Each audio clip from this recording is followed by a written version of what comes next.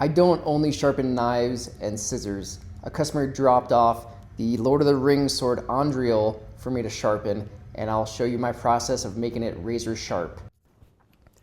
First thing that we're going to do is protect the edge. Even though I'm going to freehand it, I want to make sure I'm not going to mar the surface up at all. So I'm using green frog tape to protect the entire blade. So this sword has 4 edges I have to sharpen, so double-sided. It's about 30 inches long, and I just want to make sure the entire edge is protected before I start sharpening. So I'm going to show you a close-up of the edge. I'm surprised it even has one. Usually the replicas don't even have an edge at all. They're usually rounded over. Even though it has some sort of edge, it's not sharp at all, and it's very jagged. Holding the edge up into the light, you can see that white mark. That's the edge rolled over, so it's severely damaged. It won't cut at all. And for the angle, I am going to just match the angle that's on it right now. I'm not worried about what degree of my angle guide. I'm going to freehand it, and I'm going edge trailing and just maintain proper body mechanics, and I'm just going to drag the blade across, maintaining the same angle. For sharpening this sword, I'm going to bevel match, so that helps reduce the amount of material I need to take off. So laying it flat, you can see how much gap there is. So all I'm doing is just tilting the edge of the sword until it hits the edge of the belt.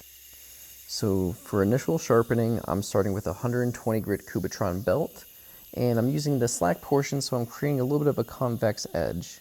And going edge trailing, this will help bring up a burr pretty quickly. I don't sharpen enough swords to have the muscle memory down of exactly the best body mechanics to do, so throughout the video you'll see me try different ways. This technique, I'm staying stationary and using my arms to pull the blade across the entire belt.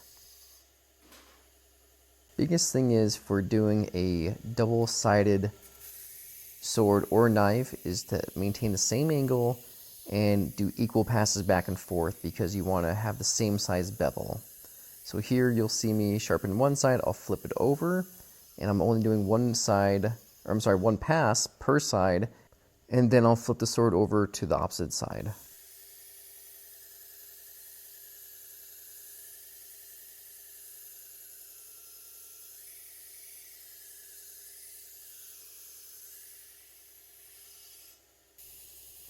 On this clip, I want you to pay attention on me dragging the blade across, and at the very tip you see how high I'm actually tilting the blade to hit the apex of the very tip. Having light is so important. I'm putting the sword underneath the light to make sure I'm creating a burr and what spots I have to work on more. When sharpening in the other direction, I did not take into account how large this sword is. So just showing from this camera angle of how much room you need for a 30-inch sword, I'd already be hitting my other sharpener, so that's why I had to move it. But before you sharpen anything, always pre-plan your work and see how much room you have available to sharpen this type of sword.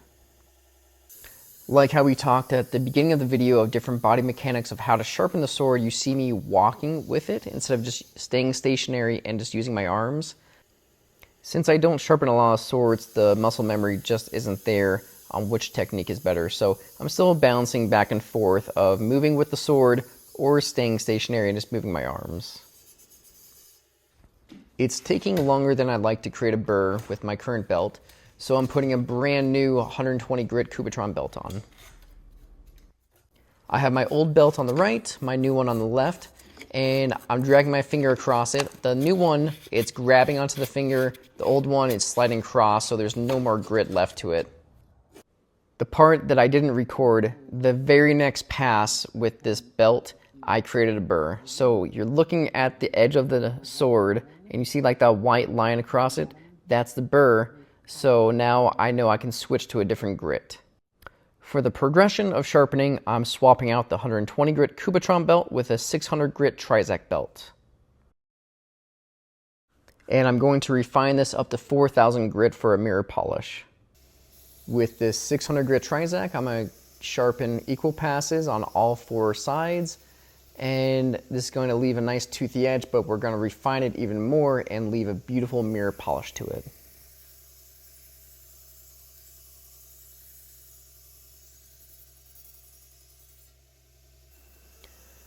I've done equal passes on all 4 edges of the sword with the 600 grit Trizact. Now I'll be transitioning to the 1200 grit Trizact. For the final step, I'm using a leather belt with a 3 micron diamond spray as the abrasive to remove any burr. With the leather belt, you always want to go edge trailing, so I have the belt going away from me, and I'm maintaining the same angle that I sharpened at, and this will help remove the burr, so I'm going to go equal passes back and forth on all 4 sides.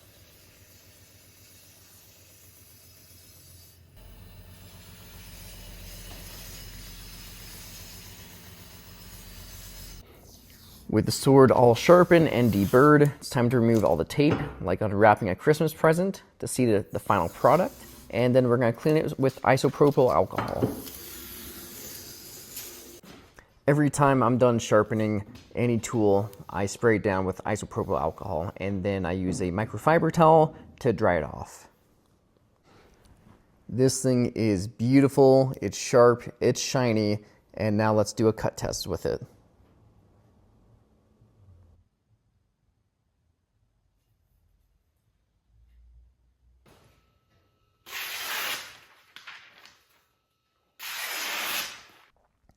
Thank you guys so much for watching of how I sharpened this Lord of the Rings sword.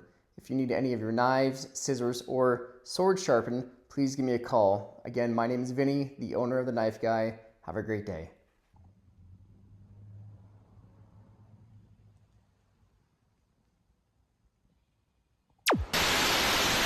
Customer dropped off the Game of Thrones sword Andriel. Lord of the Rings! Ah! Customer dropped off the sword of Andriel from Lord of the Rings.